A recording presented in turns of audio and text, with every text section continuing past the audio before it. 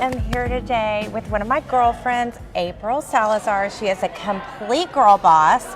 We are at the Royal Sonesta for the Spring Branch Education Fund fashion show. Right up my alley. And this woman is a children's book author and a fashion girl, so who better to join us today live than sweet April? Thank you. And I just went to the most incredible event that she hosted at Jimmy Choo for the American Heart Association. So let's dive in. Tell everybody you are a beautiful, healthy, amazing woman, and you just went through this incredible journey with your heart. I did, yes. So I just want to say thank you, Danae, for having me today. She's amazing. Like you said, I knew right off the bat that we were going to be great friends. Great energy attracts great energy, and so I'm so glad to be here. But yes, so I am a big supporter of the American Heart Association. And I used to tell people, because my husband operates on babies' hearts and because I have family history with heart disease, that was enough. That was enough for me to say, you know what, this is part of my calling. I want to make sure to try and do something to help out. But then it hit a little closer to home, and I was diagnosed with SVT, subventricular tachycardia. And I essentially would have episodes that threw my heart out of whack, and typically they were manageable.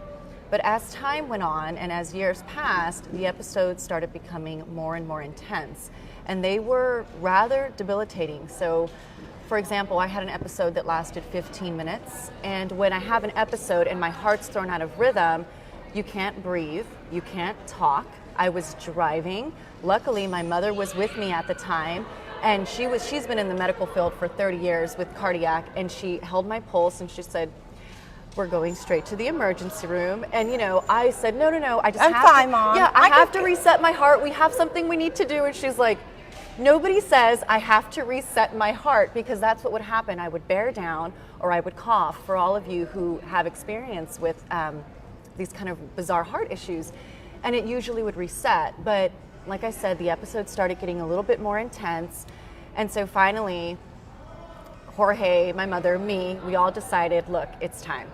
I went in, I had an amazing cardiologist, electrophysiologist, who diagnosed me within the first 3 days. I was supposed to wear a heart monitor to record anything suspicious or out of the ordinary for about 6 weeks. And within day 3, he said, okay, I know exactly what it is that you have going on.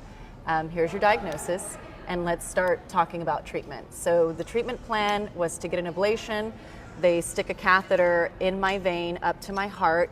They try to find the irritable area of the heart, do a 3D mapping, stimulate my heart to have that rhythm, and then find the area. They use radio frequency, but it's kind of like burning it to neutralize the irritability, and I have a new ticker. So, and you were up and walking around within... So within... The procedure lasted about 6.5 hours. So it's an intense surgery. It's pretty intense. It's pretty straightforward. And I would tell everybody, oh, it's not a big deal. And it's funny, my mom's like, That's it is a big deal. Stop saying that. So, but I just have such a, I don't know, I just feel like, I'm blessed. They were able to diagnose me. There was a solution. It's going to be great. I'm like rolling in there like, hey guys. And I was dancing in the, walking to my room. I'm like, we're going to have a great day. You're going to fix my heart. So I was on my back in the cath lab for 6.5 hours. And then to avoid bleeding or anything happening post treatment, it was another 6 hours on my back, flat. So it was a really, really long day. I kept in positive spirits, and I tried to thank everybody for all of the help they had done through this procedure. And I was up and moving around the next day, and came home and took care of my kids, and gingerly resting, and did homework in my bed with them, and just moved forward. So. It's amazing. And you kind of brushed over the fact that your husband is a heart surgeon. I didn't mean to, because he's Yeah. pretty So badass he's also. not just a heart surgeon. He is the premier heart surgeon for infants. And I Yes. mean baby infants, like the day after they're born, the minute when they're the born. minute when they're born. And I was shocked to find out, even during COVID, some weeks he was doing as many as 20 surgeries. There's that many babies born with heart defects. It's one out of every 100. And a lot of people actually do not know those statistics. And if you start talking about it, just like SVT, it's actually more common. And after I shared my journey, I had a lot of people get a hold of me on social media, and I've referred at least 2 or 3 now. Oh, good. So, but yes, you're right. Jorge's, he has found his true calling. He operates on these babies who have some of the most complex heart disease in the world, that probably 95% of the other programs turn down. He accepts pretty much everybody, and I am thankful for him. And you know, we're on this amazing trajectory, and I support him as much as he supports me. So, which is incredible, because you guys are such a power couple. I love when we've been around you, either in the store or at dinner or doing a charity event together. The way that he admires you is really so lovely. And I see that it's in the way that you're raising your son to be a good man, and you're passing so much of this on to your family. So let's talk family, because family is the most important thing in your life. And you have taken that commitment to family further with your purpose of children's books. So first tell us about family, and then tell us how your purpose came about with kids. Absolutely. So you're completely right. So Jorge actually mentioned this to me this morning. He said, you know, when you tell people that you had 4 babies in 5.5 years, I love every single time their reaction. They look like, every what? time. And you look like this? Wow. Well, and I always joke, I say, when I say that, they either look as if I've just told them some serious news, like, or I've just slapped them. Those are always the 2 responses. So I have a lot of fun with it. But yes, family is my main focus here, and it is always top priority. And I have a lot of expectations of my children, because they're just so great, and they have kind of the raw tools to become healthy, successful people that can also give back to the community. So, I mean, making sure that my home life is stable, making sure that the love that I'm trying to pump into my children is stable and consistent, that is top priority. And books, you know, I graduated with a speech communication degree, and I studied broadcast journalism, so that was a different kind of writing, but it was always my passion. I always found it kind of cathartic to sit and just let it all out on paper. Which they say it is. It is. Really, and it's been a great thing that we've tried to recommend for Bella on her journey as a middle school child, and we work a lot with an organization called I Write. It's just important for them sometimes to get it out. Yes. And it can also be very personal, you know, but you're still expressing it. It's still a release. So I'm an advocate for it. All of my children write, all of my children read. It's a nice escape, and you don't really have to do that much. So I first married the love of my life, then had babies right away, focused on being a mom and making sure that my foundation was good at home. And once I felt like I was in a good spot to now turn the focus on me, this happened. And so I started my own publishing company so that I could have full and absolute control of how my books were expressed, how the storyline was expressed, how the illustrations were created. And I pumped out 3 books, kind of the way I pumped out 4 babies, you know, within a year and a half. And it's been such a pleasure for me to see your hard work turned into something tangible that people enjoy, that parents send me photos, or I see videos, or when a kid passes a store and they're like, I know that book. It's very rewarding. It's very rewarding. And I don't know. It's a part of big dreams that I have, but it's definitely part of a dream that has been fulfilled or realized in my eyes. And even the pleasure and the joy that my children get out of reading these books, it puts me at ease and at calm that I might be doing maybe something right. I absolutely know that you are. And I love that one of them is bilingual. And tell us a little bit about your family and your ethnicity and how that's affected your journey too. Yeah. So you're right. I have a dual language book, bilingual, Spanish and English on the page. I have on the same page. I have dear friends from Central America, from South America, from Mexico, and I love them. They're part of my tribe. Shout out to Jackson, Mississippi out there, and all over the U.S. actually. But I grew up in South San Antonio in a predominantly Hispanic population. So my father's from Germany. He immigrated to the States when he was in his teens, and my mother's this beautiful Latin, Native American, Indian looking woman. And so I was not the typical look at my school. I didn't have the right name. I was a foot taller than everybody else. I'm about 2 feet taller than my mom. You know, it wasn't quite the right fit for me. And then add on to that we were incredibly poor. I have to give a shout out to my mom because I have never seen somebody so focused and so driven and so motivated to give their children a life that she knew would be better than where we were. And she literally took a dirt floor that we were living on and turned it into our home, the home that I grew up in, the home that we graduated high school in, the home that I graduated college, and I was the first on both sides to do so.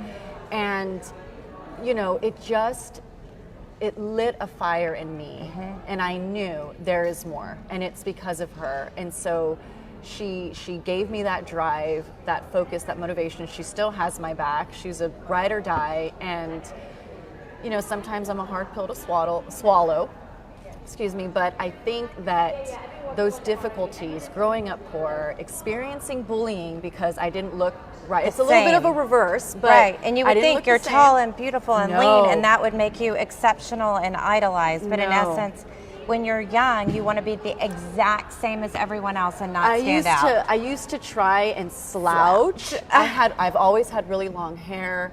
They would put gum in my hair. I have a really long neck. I was giraffe. I wore glasses.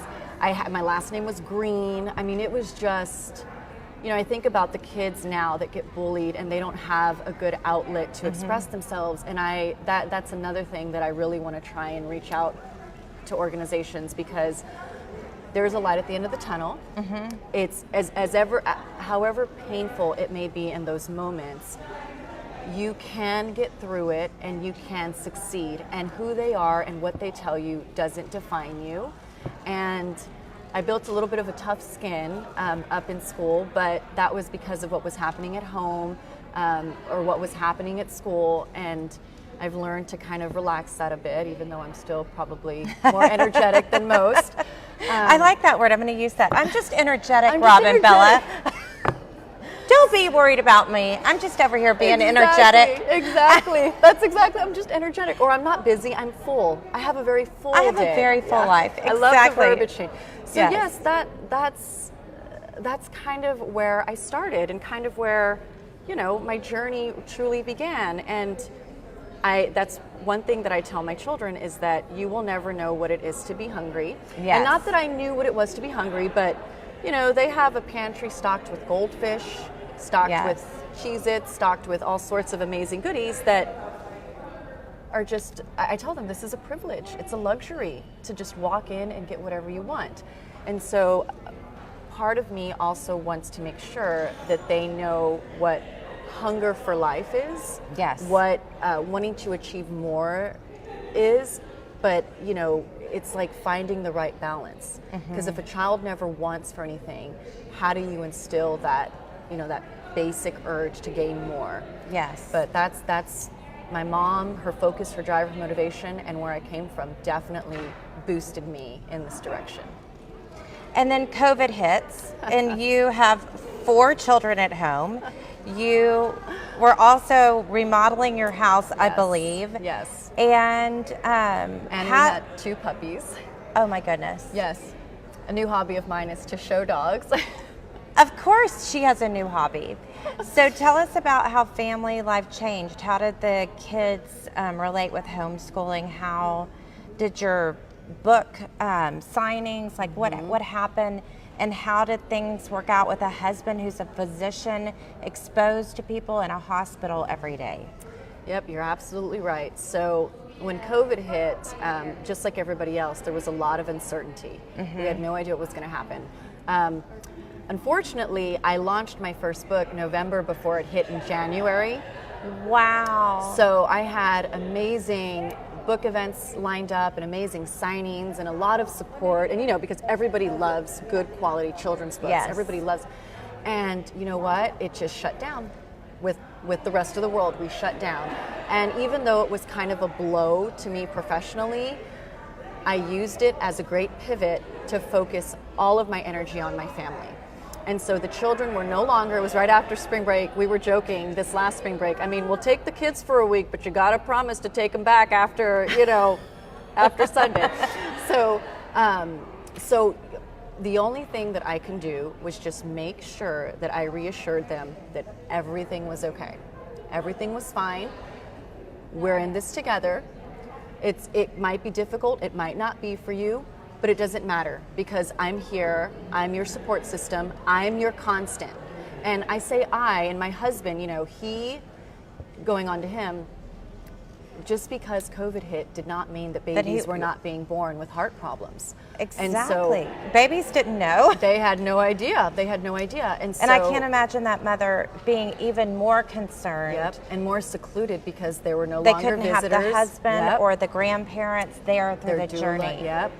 And he, we talked about it as a family, and there was just no way he could stop or restrict what he was doing. And we understood that, the children understood that, and so we supported him in that. And he went to work, he was very, we did the whole undress in the garage, sanitize before coming in, just be extra cautious, which he's the cleanest person, aside from my son, that I've ever met.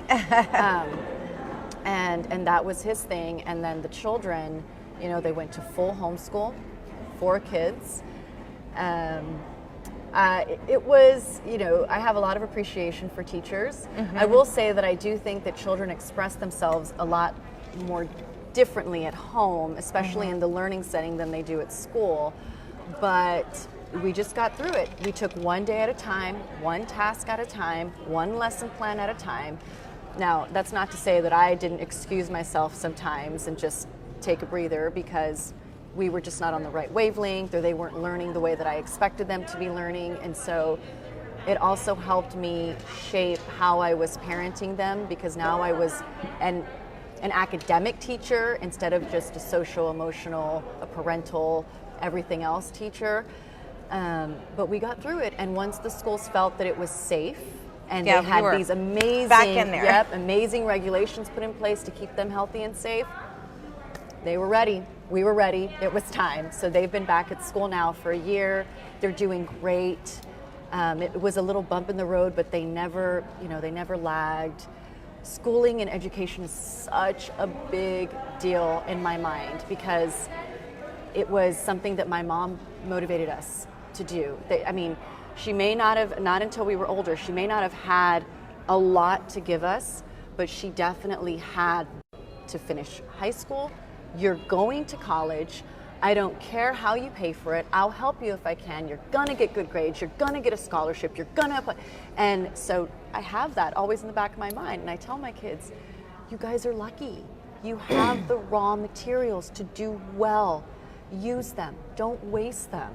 And these are little guys. I have a 5-year-old, they are little guys. a 7-year-old, Yes. an 8-year-old, and a 10-year-old. So, but I don't know, I feel like it's a little bit of manipulation, a little bit of brainwashing, and the more I say it, the more they're like, yeah, I can do this. Yeah, this is great. Yeah, let's do it, Mom. And order me this new book set, and order me this new book, and I enjoy it. I really enjoy it. So you, as a child, had a very different upbringing than your kids are experiencing. And knowing what that journey was like, I feel like, just from my experience with trying to help people from in different situations emotionally, that parents aren't as strong as pushing it. And what I loved about the Yellowstone or the KIP processes is they get the parents involved to committing to getting the kids committed. Yep. Are there things, like, from you living that life and seeing it, that you think as a community that we could do to help encourage that mindset shift or change? Because quite candidly, my biggest concern with COVID isn't the health effects, which I take those seriously, but it's the loss of education for so long, for so many from the lower socioeconomic groups that didn't have computers and didn't have parents at home teaching them, because they were grieving the loss of their job or their addiction issues or other challenges. Absolutely. So I think as a community, one of the things that I do kind of focus on a lot is the hunger or the drive to achieve more. The hope. You know, I feel like when you talk about those issues, a lot of the parents or maybe the children, there's just no hope. There's nothing to look forward to.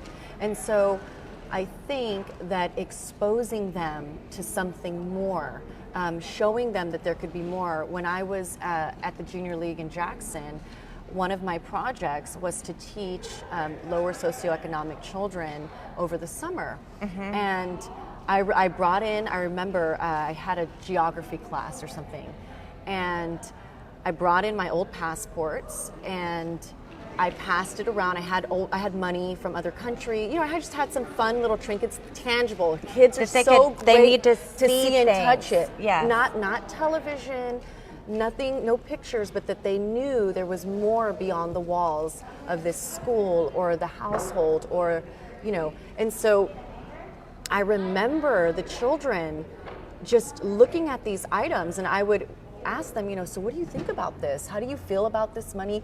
What do you think about using a different kind of money? Look at the passport. How do you think your picture would look in a passport? And, you know, start visualizing their absolutely. future with these experiences. And more than half of them literally said, I cannot wait to get out there and do this, to go see, you know, in another world, to go experience new foods, to go experience. And I remember thinking, if just one of you out of 20 does this, then I've done my job. Absolutely. And so I think exposing them, finding a way to just give them that hope, or looking beyond what is right in front of them, is what's going to get them there. So interesting. Yeah. So let's talk fashion a little bit. Oh, you are that's fun. always so fashionable whenever I see you, but I know you didn't have money your entire life to spend. Yeah. And when I was actually growing up, people are surprised to know, my father was big on investment, so I would shop at Wieners. My mom still goes to TJ Maxx and all that. And so, like, I wore something this week from Target that I bought. Yeah. So you were mentioning that, like, you're a mixture of different things. Tell us a little bit about your style and how you evolved as you grew. Absolutely. So you're right. The minute that we got to a position where we could now express ourselves with clothing or accessories and take whatever we were feeling inside and put it on the outside, I love that. I really felt that this was something that was special to me. You know, it's the first thing that somebody sees when they see you. Not that you should judge a book by their cover, but it's absolutely real. Yes. So I'm a big mixture. Just like you, I love accessories and I love bags and belts and shoes. Shout out to Jimmy Choo. And I think that my style has always been a nice, fun mixture of different moods of expression. So I can't really place myself into one category. I love bohemian. I mean, I'm wearing a Poupette St. Barth dress that's like a beachy, flowy skirt that I've paired with a BCBG structured blazer and an Hermes belt. And, you know, I think that just the mood. So Scarlett, my oldest, asks me, every day, what's your favorite color today? Because I told her Every single day color of is a new- beautiful. Oh, There I is no love that. way Because I little can girls choose. are so attached to their favorite color. They are. And so she'll tell me why. So I'll tell her red or black or blue. What's your favorite color today? And it's not necessarily emotion based. It's because when I walked outside and the sky was just beating down this beautiful blue, I knew that was the universe telling me today's a blue day. And so I mix it. Sometimes I wear body conscious dresses. Sometimes I'm loose and flowy. Sometimes it's cute and flirty off the shoulder. My hair is pretty long, so I have fun changing that up. And I just really like focusing on what am I feeling inside right now. You know, not what people think I should be wearing or not what people think I should look like, because in the world that I'm in, just like you, Yes. it can be very, very tricky. And as long as I'm consistent in telling them, hey, guess what? I don't have to fit to your Right. ideals, or I don't have to fit the mold, then people tend to relax. And then they're just like, okay, well, what is she going to do next? Like, what is she going to be in now? So that's what I'm also teaching the children, that every time you decide, you go in your closet and you pull something, you are telling the world today, this is how I look, this is how I look because this is how I feel. You're expressing what you feel inside, so make sure it's a wise choice. Exactly. Yeah. Well, now it's so different because everything we do is recorded for so long to come. And I say, thank God there wasn't recordings when I was young. But on to something, I love this quote. This is one of my favorite quotes from you, but you're great at quote. In a world where everyone seems to be drowning, one simply needs to learn how to breathe underwater. I mean, it's just so whimsical. It's so you. I mean, we all know we can't breathe underwater, but I think it's so true. Right now, it's COVID. We're breathing underwater. We are. Every challenge that comes our way, we have to find our way through it. We do. Was there a situation that had you say this, or was it accumulation? It was accumulation, you know, and I have a lot of friends that come to me for counsel sometimes, and they'll say, and I heard the same thing, I just feel like I'm treading water. I feel like I can't breathe. I feel like I'm struggling. I feel this. And finally, I said, guys, do not try to tread the water. Embrace it, sink to the bottom, and learn how to breathe. And for some reason, you know, it's like the scales fell from their eyes, but they're just like, oh my gosh, you are absolutely right. Why am I fighting so hard to stay afloat? Not that you want to let the ship sink, but why am I trying so hard? Why am I struggling? Why am I going against the it when I can go current, with the it? current and Yes. find my place within Absolutely. the current? Relax and sink, because it's the fear of drowning that's holding you back. Yep. But if you know that you can never drown, then your floodgates open and the world is yours. And so that is it's like going to make me cry, but it's such a meaningful quote to me, because we're all doing the best that we can as parents, as friends, as wives, spouses, socialites, entrepreneurs, philanthropists, volunteers, everything that is important to us. We're doing the best that we can. But we can't feel like we're drowning. We just have to embrace it and take one task at a time, one moment at a time, and do it in a way that keeps you happy and healthy. Yes, and that has been one of my mantras that I've adopted during COVID, is to choose joy. And then sometimes I add a cuss word in front of joy. I love that you said that. I actually got a little bit in trouble this last week over saying the F word that I wasn't supposed to say. Yes, I'm choosing effing joy. But I feel like there's some times when you're just in it, you're like, oh, it's but hard. if you decide and you breathe underwater, you decide to go with it. Current, yeah. And I've joined this amazing Bible study group that we're reading Susanna Baker, and there's a way that she said it that really triggered me, that we are supposed to find happiness. That's part of our role, and not to be fake.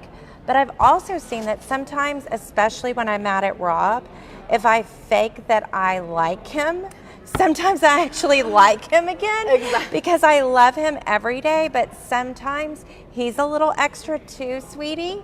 And Love you, Rob. Shout out to Rob. Exactly. But I've even heard that. I thought that was a great thing too. I learned in Bible study. A woman went to her preacher and said, I want to divorce my husband. And he said, for 30 days, pretend that you love and like him. Mm-hmm. Absolutely. And after that, if you still want to get divorced, Yep. I'll let you do it. And that's what I love about you guys is you still have, when I see him, he still looks at you in that way. But I don't think that's an accident. I think you are purposeful in your connection with him to always keep his light lit for you and to know how important he is to you. Absolutely. It's always a decision. That's one thing that I grew up with Disney movies and princess fairy tales. Yes. And not, and it's very, very interesting because marriage is not a fairy tale. It is not something that you just gracefully fall into and you're both riding the same wave and In you the live same happily. direction. Exactly. And you live happily ever after. You're taking two people, sure, with similar interests, with attraction, with, same taste, but two completely different human beings. You're putting them in a household, you're putting all of their stressors together, and you're saying, okay, now be happy for the rest of your lives. Yeah, exactly. So I think that there's a little bit more counsel that needs to go into this idea of marriage, because I feel like the idea that it's supposed to be easy or it's supposed to be natural, it shouldn't be that difficult. It shouldn't be this hard. Exactly. It is It's this very hard. hard. It's very hard. And, sometimes you fumble and you just got to pick your ball up. You have to maintain connection. You have to maintain direction, and you have to work on it. You have to work on it. And Jorge's really, really great about putting things into perspective sometimes. And, I told him probably 1,000 times, I feel like we're just losing connection. Like, what's going on? He's like, babe, when we first got married or we were first dating or I was first courting you, as he likes to say, we were looking right at each other. We're looking face to face right at each other. We're on a not a roller coaster. Well, you can call it a roller. We're on a ride. We're on a roller coaster. We're facing each other, right? Once we make the connection, we now turn and face forward.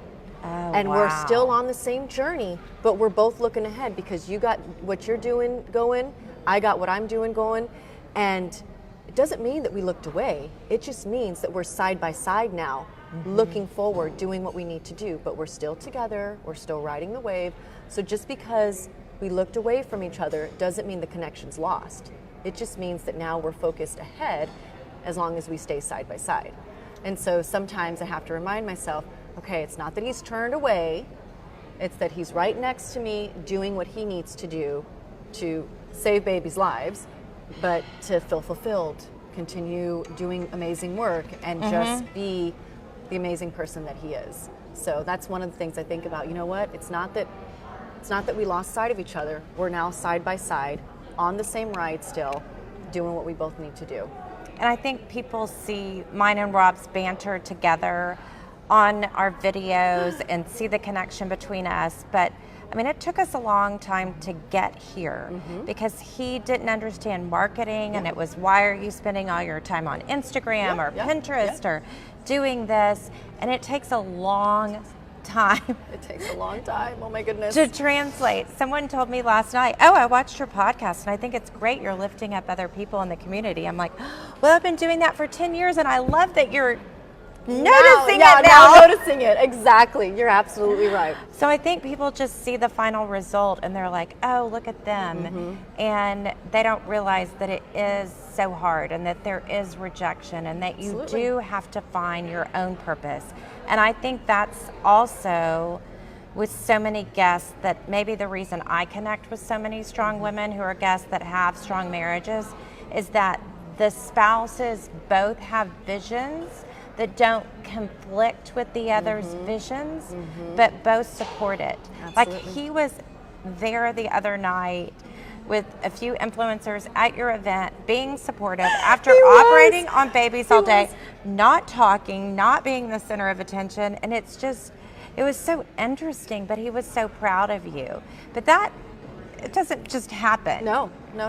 It doesn't It just comes happen. from mutual respect. It comes does. from him seeing your role as a mother and valuing it. Absolutely. Him noticing that if I were not the constant or the stable family connection, the glue, if I were not that glue that held us together, because we hopped around, we moved from San Antonio to Houston, from Houston to Jackson, from Jackson to Boston, from Boston back to Houston, and we did 1, 2, 3 of those moves with 4 children. Wow. I needed to keep the family together, and he needed to do what he had to do, and so he respects that. And he always tells me, you're the boss at home, I respect that.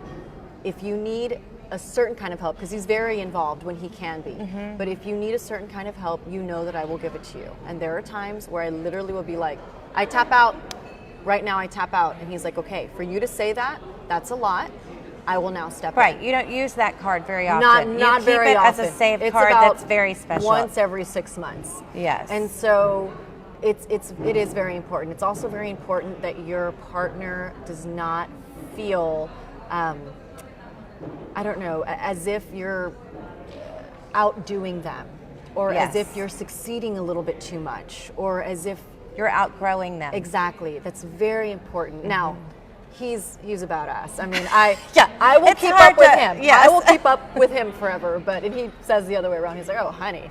But I think it's important to just make sure that if you somehow do feel that in a relationship, that you remind them, we're standing side by side, babe. It's not that we're not together. It's just that you're doing your thing, I'm doing my thing. I'm right next to you. I can still hold your hand. If you reach out for me, I'm still there.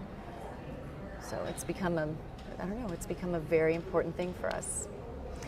You are front and center with so many things that you're doing in the community, hosting events and charities, and you were featured on the cover of the Tanglewood magazine so beautifully with your family. So let's talk about authenticity. There's got to be a lot of people coming at you, wanting you to join what they're doing, trying to get you on board, and you have to meet a lot of people in your life. How do you figure out who's authentic? Like, what's kind of your gut? Tell us about that with you. Absolutely. Jorge asked me this morning, he said, okay, remind me, Danae, he said, the real life, the real talk, talking the real, and I said, living the authentic life. He's like, I knew it. He's like, that's perfect subject for you. Exactly, because girl, you are real and raw and truthful. Exactly. Sometimes it gets me in trouble. Yep, But for the most part, I am very well received. People tell me that they are relaxed more around me because they know where they stand right up front. And for them, it's a blessing. It's a treasure.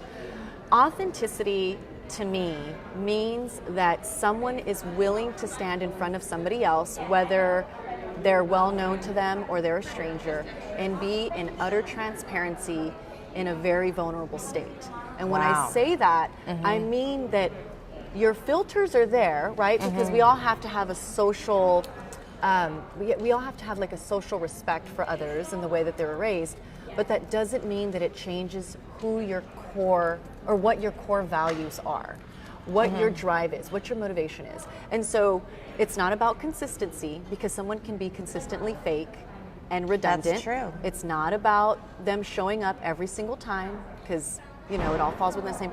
It's about them being completely transparent and vulnerable in that state.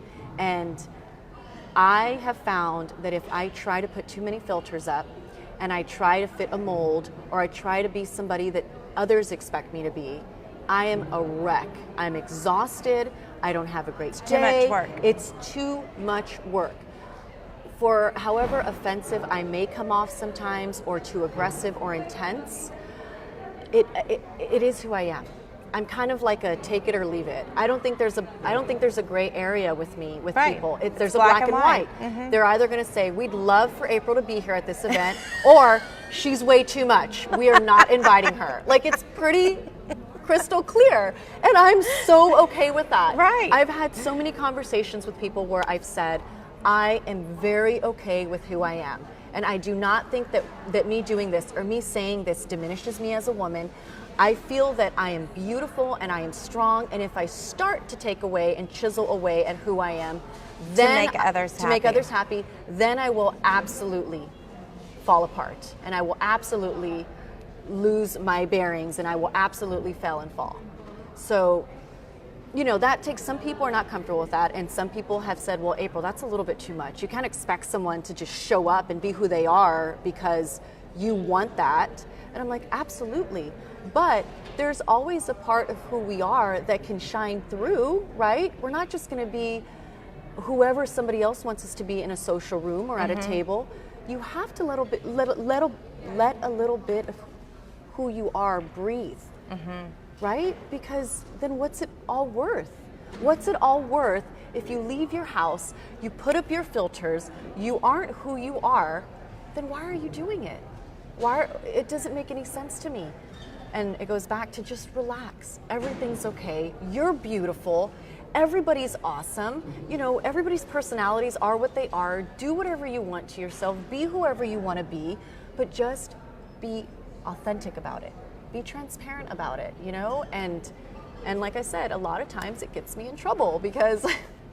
But I still think you balance what you say to what audience based upon, I think that you're aware of your environment, because I think some people leave awake wherever they are, and I don't find you leaving awake with your opinions. So I think that there's a difference in that, and I find that we all have to modify a little bit. Yeah. And I find that you do that, but that's truly what makes me love Rob the most and be annoyed the most, is he's always who he is, whatever Gemini personality I'm going to get that day. And sometimes I'm like, oh my goodness, where's your filter for this audience? And he's like, I don't have a filter. Not today. So it's all such a balance. But I just love having you here. We have reached our time. Oh, okay. But is there anything else that you want to share about us, or any other quotes or anecdotes that you want to share with our listeners? I mean, oh goodness, tons of it, tons of it.